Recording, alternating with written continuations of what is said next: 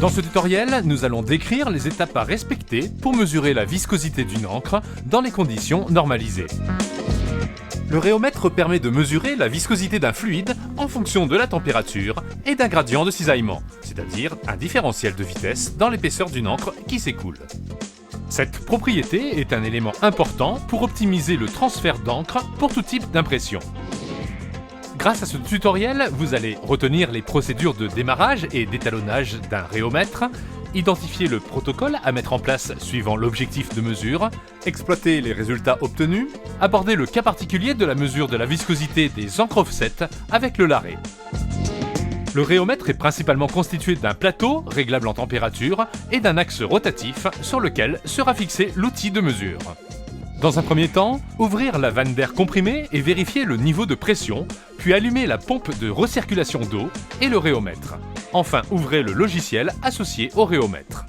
Dans la barre d'outils du logiciel, cliquez sur l'icône du rhéomètre, puis sur Initialiser. Enlevez la protection en téflon et clipsez l'outil de mesure à l'axe rotatif.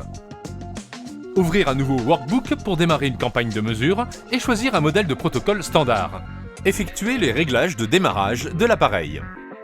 Pour effectuer les réglages, l'onglet Configuration permet de sélectionner l'outil de mesure, l'onglet Control Panel permet de régler la température et de faire le zéro. Quittez l'onglet Control Panel, remontez le système de mesure en appuyant sur l'icône correspondant pour libérer la place pour l'encre.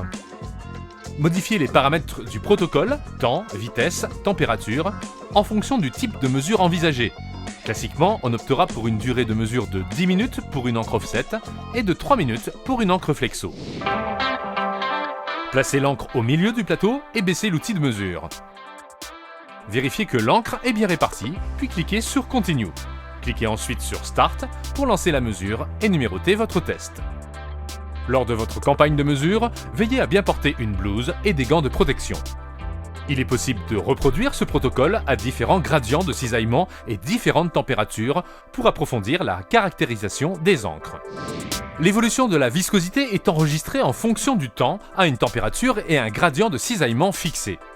Quand la viscosité atteint un plateau, l'encre s'écoule en régime permanent. Pour exploiter cette courbe, notez la valeur de viscosité en régime permanent.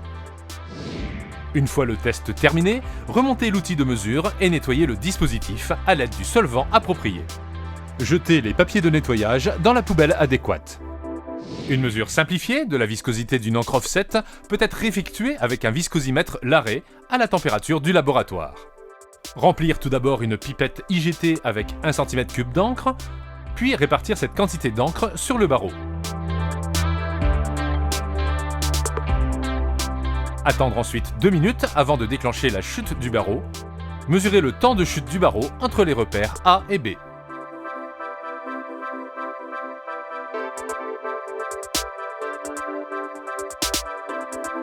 Nettoyez le barreau et l'orifice.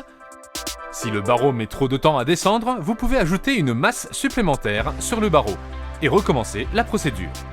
Utilisez l'abac pour en déduire la viscosité. Les valeurs de viscosité se lient sur la bac en fonction de la masse et du temps de chute.